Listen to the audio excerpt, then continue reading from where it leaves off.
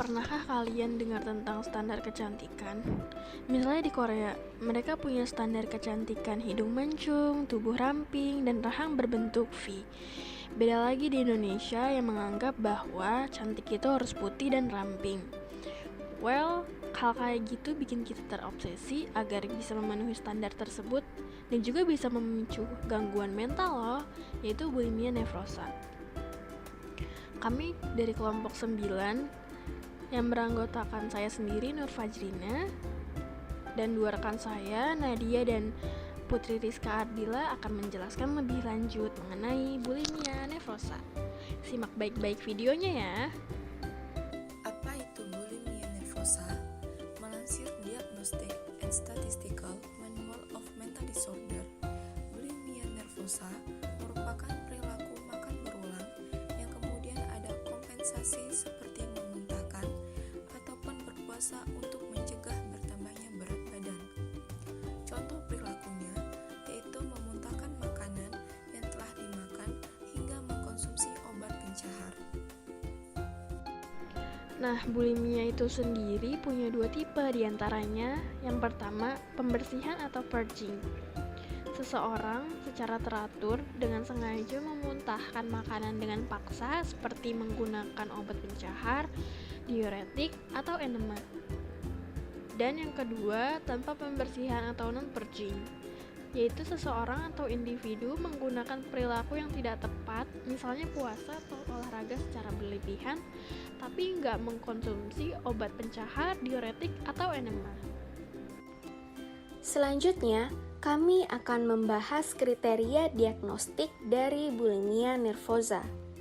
Dalam Diagnostic and Statistical Manual of Mental Disorder atau yang disingkat dengan DSM, terdapat beberapa kriteria diagnostik untuk bulimia nervosa.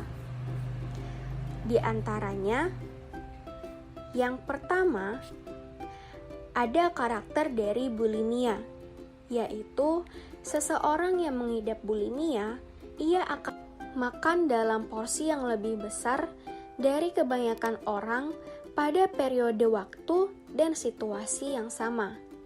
Mari kita ambil contoh. Misalkan ada dua orang di dalam sebuah acara. Sebut saja ada A dan ada B. Di dalam acara tersebut, A mencicipi semua makanan yang dihidangkan dengan sedikit demi sedikit. Sedangkan B mencicipi semua makanan yang dihidangkan dalam acara tersebut secara banyak dan melakukannya secara impulsif. Dari contoh tersebut, bisa kita indikasikan kalau B bisa saja merupakan seorang penderita dari bulimia. Tetapi tentu saja kita tidak bisa melihat dari aspek tersebut saja. Mari kita lihat aspek-aspek selanjutnya. Kemudian karakter dari bulimia adalah penderita akan merasakan perasaan tidak dapat mengontrol apa atau sebanyak apa makanan yang ia makan dalam periode waktu tertentu. Mengambil contoh yang sudah saya sebutkan tadi, B tidak dapat mengontrol apa atau seberapa banyak makanan yang ia makan selama acara tersebut berlangsung. Kemudian kriteria diagnostik yang selanjutnya adalah penderita akan melakukan perilaku kompensasi setelah banyak makan tersebut, di mana perilaku kompensasi ini adalah perilaku yang tidak pantas dan dilakukan secara berulang untuk mencegah penambahan berat badan, seperti muntah yang diinduksi sendiri, penyalahgunaan obat pencahar, berpuasa secara berlebihan, atau juga olahraga secara berlebihan. Menyambung dari contoh yang sudah saya sebutkan tadi, jika benar B merupakan seorang penderita bulimia, setelah acara tersebut selesai, B akan melakukan perilaku kompensasi, seperti muntah yang disengaja, penyalahgunaan obat pencahar, berpuasa atau olahraga secara berlebihan yang dilakukan untuk mencegah penambahan berat badan. Kemudian kriteria bulimia yang selanjutnya adalah perilaku banyak makan dan kompensasi rata-rata terjadi setidaknya seminggu sekali selama 3 bulan. Kriteria selanjutnya adalah evaluasi diri terlalu dipengaruhi oleh bentuk tubuh dan berat badan. Penderita bulimia sangat menaruh perhatian yang besar terhadap bentuk tubuh dan berat badan. Ketika ia merasa kalau bentuk tubuh dan berat badannya tidak sesuai dengan standarnya, ia akan dengan mudah merasa frustasi sampai depresi. Kemudian kriteria yang terakhir adalah gangguan tidak terjadi secara eksklusif selama episode anoreksia nervosa. Anoreksia nervosa dan bulimia sama-sama gangguan makan, dan penderitanya sama-sama menaruh perhatian besar pada bentuk tubuh dan berat badan. Tetapi perbedaannya adalah jika bulimia bisa makan banyak kemudian melakukan perilaku kompensasi setelahnya untuk mencegah terjadinya berat badan, sedangkan anoreksia ini akan melakukan makan sedikit mungkin untuk mencegah penambahan berat badan.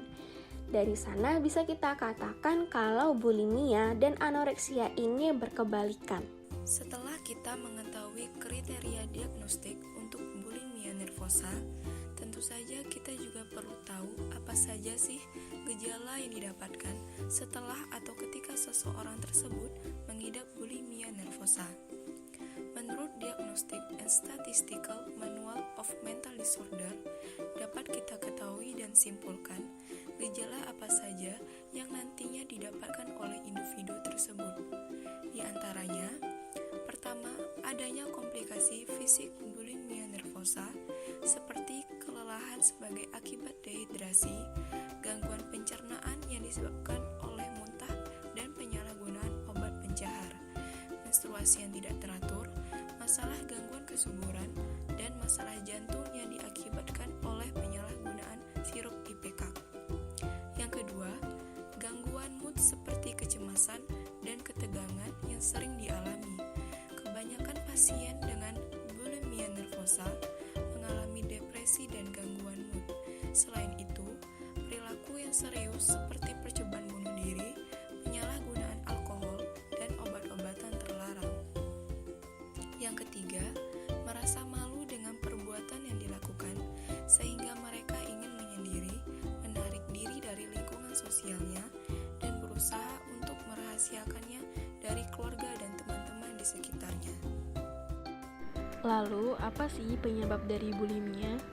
Bulimia bisa terjadi karena kombinasi dari kondisi biologis dan peristiwa hidup seseorang.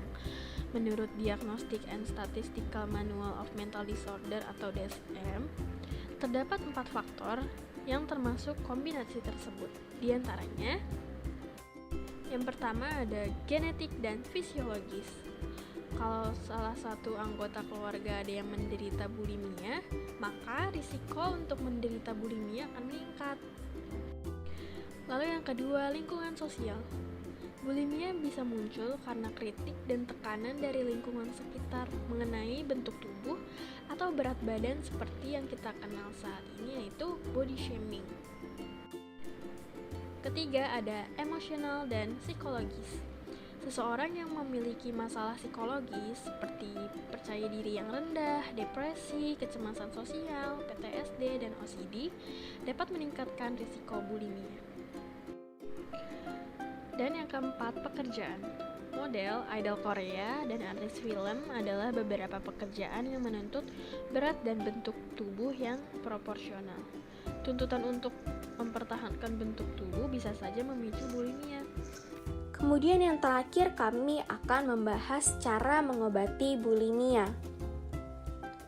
Salah satu penanganan yang bisa dilakukan kepada penderita bulimia adalah Cognitive Behavioral Therapy atau yang disingkat dengan CBT. Murphy pada tahun 2010 menyatakan bahwa CBT adalah jenis intervensi yang sesuai untuk penderita bulimia. Karena psikopatologi utama dari bulimia berasal dari evaluasi yang berlebihan terhadap bentuk tubuh yang merupakan distorsi kognitif. Sejalan dengan hal tersebut, Corey pada tahun 2016 menyatakan bahwa permasalahan psikologis yang disebabkan oleh kognitif dan berdampak pada perilaku dapat diselesaikan melalui intervensi berbasis CBT.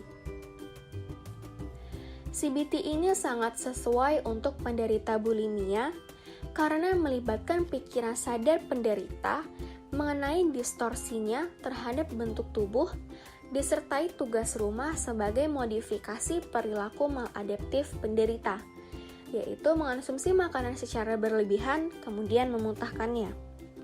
Menurut data DIN pada tahun 2015, ada 3 hal utama dalam menghadapi penderita bulimia menggunakan CBT. Di antaranya, yang pertama, edukasi mengenai bulimia nervosa dan penyebabnya, yaitu proses berpikir yang terdistorsi. Kemudian yang kedua, modifikasi perilaku pada penderita terkait diet yang terlalu ketat. Kemudian yang ketiga, mempertahankan perubahan positif yang terjadi setelah intervensi berakhir.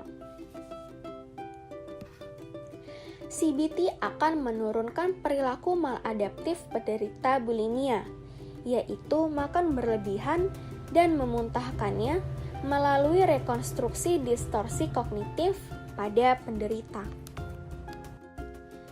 Nah, itu dia sedikit penjelasan mengenai bulimia nervosa.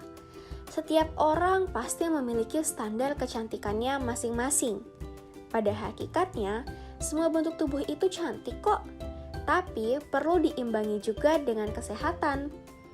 Menginginkan tubuh yang ideal itu tidak ada salahnya, tapi harus dengan cara yang tepat dan sehat agar tidak memicu munculnya bulimia atau gangguan makan lainnya. Video ini bertujuan untuk edukasi mengenai bulimia. Jika di antara kalian ada yang merasakan gejala tersebut, sebaiknya konsultasikan ke psikolog atau psikiater ya. Hindarilah perilaku self-diagnose atau mendiagnosis diri sendiri, karena hal tersebut bisa berakibat fatal jika gangguan ditangani dengan penanganan yang tidak tepat. Apabila kamu sedang mencari layanan psikologi gratis, kamu dapat menghubungi layanan kesehatan jiwa melalui call center 119X8. Terima kasih kepada teman-teman yang telah menonton video kami. Semoga apa yang kami sampaikan dapat bermanfaat untuk kita semua.